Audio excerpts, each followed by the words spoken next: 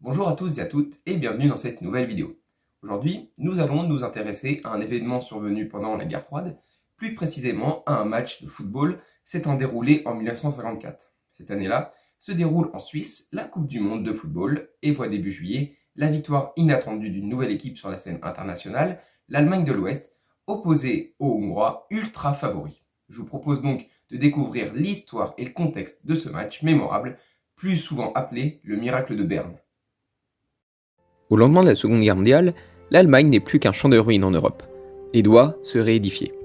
À partir de février 1948, les Occidentaux souhaitent accélérer la reconstruction de celle-ci afin de barrer la route au communisme et de rétablir la prospérité économique.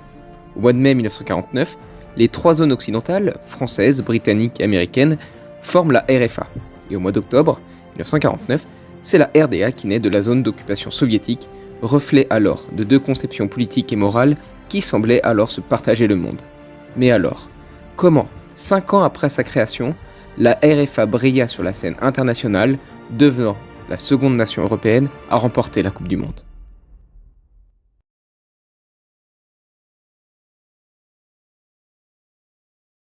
Durant la guerre, les organismes et associations sportives traditionnelles allemands perdirent progressivement leur liberté.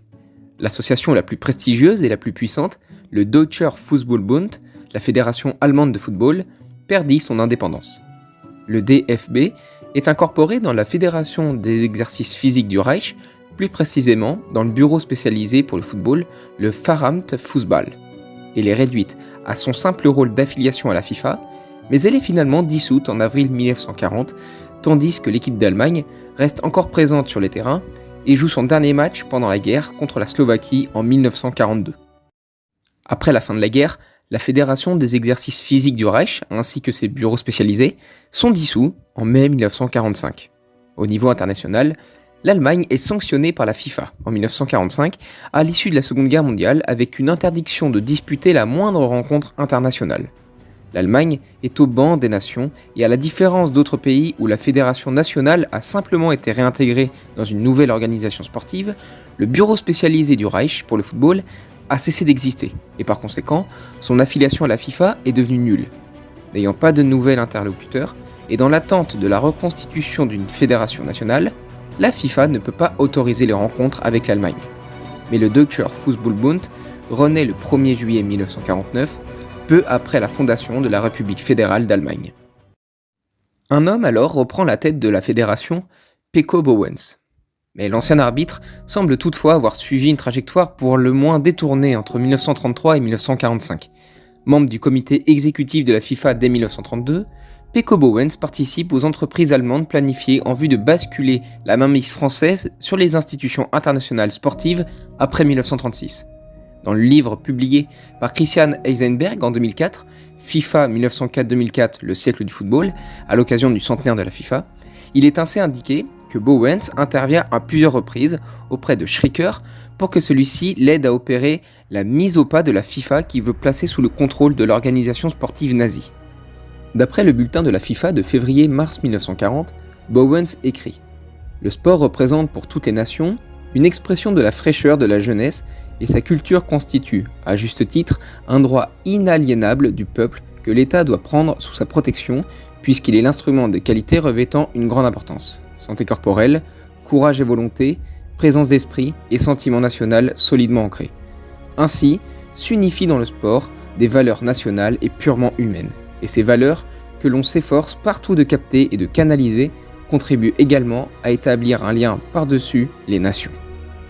Pourtant, en 1945, il nie avoir exprimé quelques sympathies nazies, instrumentalisant l'appartenance de son épouse à la religion juive et associant son suicide en avril 1940 à des pressions nazies.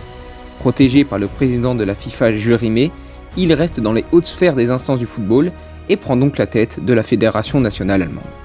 Profitant du retour de Bowens à la tête de la Fédération allemande, un autre membre au passé douteux et ambigu revient sur le devant de la scène, Sepp Herberger, qui, après un court processus de dénazification, était revenu dans le football, retrouvant son poste à la tête de la néo-équipe allemande. Né le 28 mars 1897 à Mannheim, il est nommé entraîneur de la Mannschaft en 1936 sous Hitler. Il adhère au parti dès le 1er mars 1933. Sa démarche, comme il le dit, fut avant tout celle d'un opportuniste qui se montra toujours un loyal serviteur du sport national-socialiste. Il juxtapose les idéaux nazis au football. En effet, jusqu'à l'arrivée du nazisme, le style des footballeurs allemands était celui des joueurs danubiens, prenant le beau jeu, donnant la priorité à l'attaque et tirant son inspiration du jeu de la Hongrie et de l'Autriche. Mais en 1936, il change radicalement son style de jeu et donne un caractère physique, voire violent au jeu allemand. Il écrit d'ailleurs en 1940 « Un bon joueur de football est toujours un bon soldat ». Après le dernier match de l'équipe allemande en 1942, Herberger disparaît des radars jusqu'à sa réapparition en 1950. C'est donc dans ce climat d'après-guerre que l'équipe allemande se reconstruit, sous fond de nazisme. Un président de fédération au passé très ambigu qui a voulu placer la FIFA sous influence allemande durant la guerre. Également un entraîneur adoptant un plan de jeu à l'image des idéaux nazis. On peut également ajouter à cela toute une génération qui avait subi les privations de la crise avant d'être enrôlée dans les jeunesses hitlériennes. Pourtant, la Mannschaft fait bel et bien son retour sur le plan international. 4 ans après la Coupe du Monde au Brésil, le DFB devient membre de l'UEFA, créé à Berne en juin 1954. C'est cette même année que la RFA participe à sa première compétition internationale en Suisse.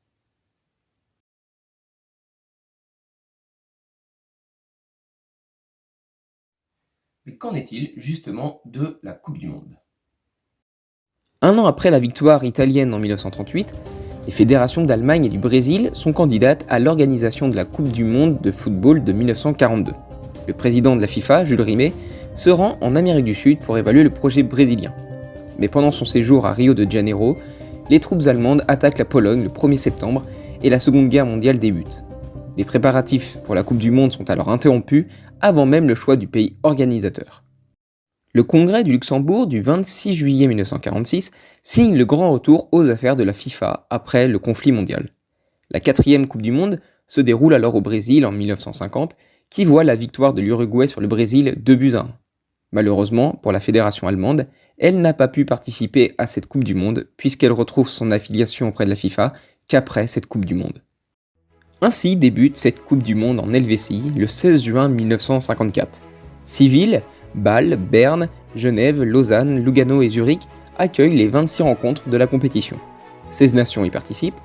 Réparties en 4 groupes de 4 équipes, la RFA se retrouve avec la Turquie, la Corée du Sud et avec la favorite du tournoi, la Hongrie. Vainqueur au JO d'Helsinki 2 ans plus tôt, invaincu depuis 31 matchs, le 11 d'or hongrois paraît irrésistible.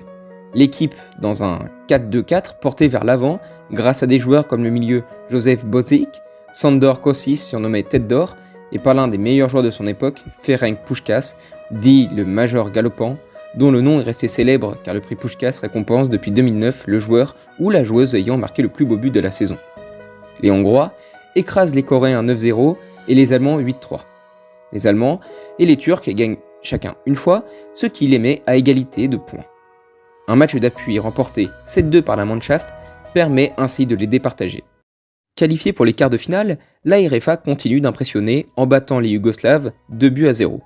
Emmenés par leur capitaine Fritz Walter, l'homme de base sur lequel s'appuie le coach, les Allemands confirment leur montée en puissance et sortent vainqueurs de leur demi-finale sur un score fleuve de 6-1 contre leurs voisins autrichiens.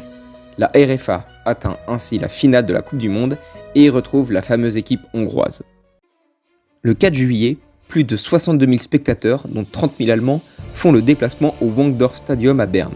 Dans tous les organes de presse, la RFA est donnée perdante. Pourtant, l'équipe hongroise aborde la finale dans un état de fatigue physique et nerveuse.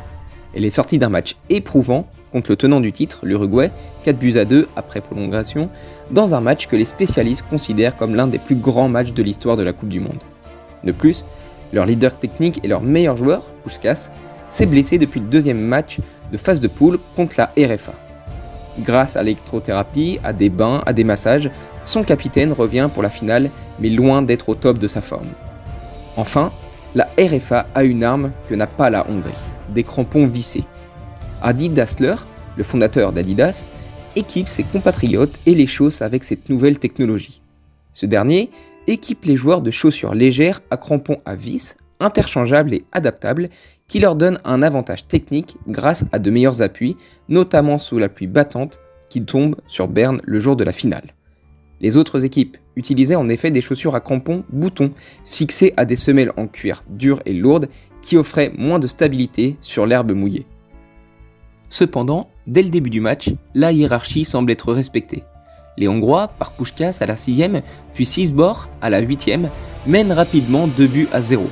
Mais la RFA réduit la marque quelques minutes après par l'intermédiaire de Maximilian Morlock, avant qu'Helmut Rahn vienne égaliser à la 18e minute. Jusqu'aux 10 dernières minutes du match, le score ne bouge pas. Le gardien Toni Turek multiplie les arrêts. Finalement, à la 84e minute, sur l'une des rares attaques allemandes, la défense hongroise renvoie mal le ballon et Rahn, d'un tir à ras de terre, loge la balle le long du poteau droit.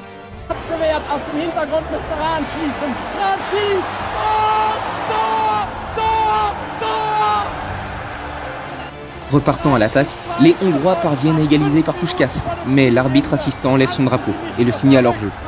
L'arbitre siffle la fin du match. La RFA, contre toute attente, reporte la Coupe du Monde en Suisse.